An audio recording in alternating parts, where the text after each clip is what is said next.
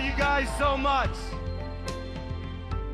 Well, the sports world today is mourning the loss of longtime Colts owner and CEO Jim Irsay, who died yesterday at the age of 65. The team announcing that he passed peacefully in his sleep. As we welcome you to NFL Live, I'm Hannah Storm, and on NFL Live today we'll talk about the considerable legacy of Jim Irsay, a man remembered for taking over the franchise at a young age. It was his family business and creating a team that has had an indelible impact upon the city of Indianapolis.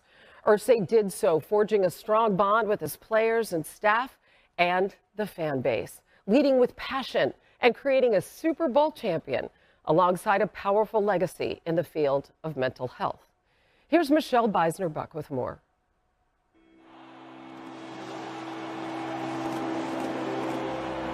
World champions for the first time since 1971. The image of Jim Irsay hoisting the Lombardi Trophy after the franchise's victory in Super Bowl 41 could be one of the proudest moments of his professional life. But the longtime Colts owner had his share of turbulent personal moments as well in his 30-plus years in the spotlight. Jim's father, Robert, purchased the Colts in 1972, and after he infamously moved the team from Baltimore to Indianapolis in 1984, the elder Irsay named his son as general manager. Over the next 14 seasons at the helm, the Colts won fewer than 40% of their games and made 3 playoff appearances. When his father passed away in 1997, 37-year-old Jim took over the franchise. His moves to hire Bill Polian to run the front office, draft Peyton Manning in 1998, and later hire head coach Tony Dungy would transform the team to a Super Bowl contender. Rarely when you start a franchise do you hire a Hall of Fame quarterback, Hall of Fame head coach, and a Hall of Fame general manager to be with Tony, Bill, and Peyton Manning. The team added Edgerrin James, Marvin Harrison, and Reggie Wayne. The Colts would win 8 division titles in 13 years and reach their peak at Super Bowl 41. Now we're world champions. Manning left the team in 2012, and the Andrew Luck era began. But despite 2 more division titles, it was Irsay's off-the-field behavior that grabbed headlines. Oh, okay, I understand. 1001. In March 2014, Irsay was arrested under suspicion of DUI and drug possession, and later pled guilty to a misdemeanor charge. In November 2023, on a profile that aired on HBO's Real Sports, Irsay says that arrest was because I am prejudiced against because I'm a rich, white billionaire. The same interview detailed Irsay's addiction to alcohol and drugs. He says he entered rehab at least 15 times and quit drinking in 2002. Irsay also recounted one of his lowest points, an overdose, when the doctor told him, quote, "Jim, you're one lucky man, because I signed virtually the death certificate."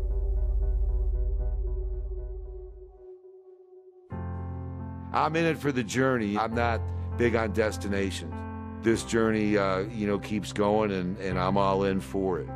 From the love of his Colts to his collection of rare guitars and artifacts, and calling famous writers like Hunter S. Thompson a friend, Jim Irsay navigated 2 distinct worlds: the rock and roll counterculture of the 1960s and 70s, with the polished nobility of NFL ownership. NFL Commissioner Roger Goodell had this to say: "We were deeply saddened to learn of Jim Irsay's passing. Jim was a friend and a man deeply committed to it." And we should add that Commissioner Goodell pointed out his impact in the field of mental health, as Irsay raised tens of millions of dollars for Kicking the Stigma campaign, spurred on by his and his father's struggles with addiction.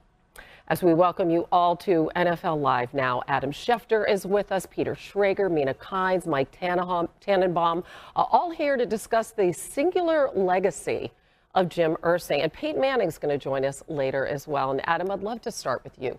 How will you remember Mr. Irsay?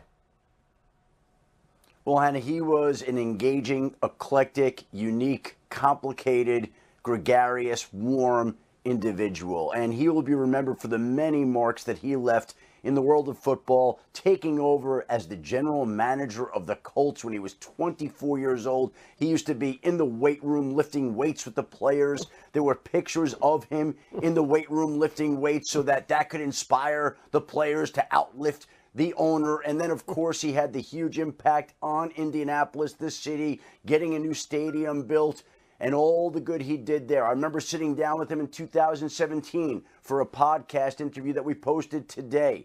And he went on and on. I don't think I've ever done an interview where I asked fewer questions and the subject did more talking, but that's exactly how Jim Irsay was. He was incredibly interesting and engaging. He talked about Jim Morrison and Jack Kerouac and all the people he had met in his life. And if we look back to last night, just hours before the Indiana Pacers tipped off against the New York Knicks in the Eastern Conference Finals, Jim Irsay's final tweet was to wish the team in his city good luck.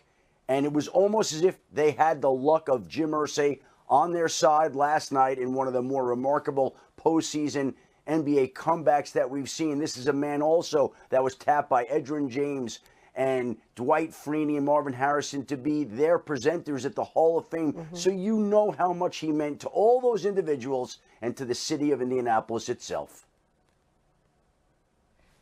I mean, so many people can speak more holistically to who he was as a person, what he meant to his players. I'm really looking forward to hearing from Peyton in that respect. I'll just speak to something he did that I think was integral to the reputation of the league that we all cover, and that was 3 years ago when he became the first owner to publicly state, breaking ranks in the way and doing so, that there was merit to removing Dan Snyder as the owner of the Commanders. For those who have forgotten, Snyder at that point had faced allegations of overseeing a toxic workplace, sexual harassment himself, financial impropriety, would later pay fines for that. But up till that point, no one in that close-knit circle of owners had ever said anything publicly like that. And I think the fact that Jim Irsay did so just reflected who he was, which was a true original and someone who was always willing to speak his mind.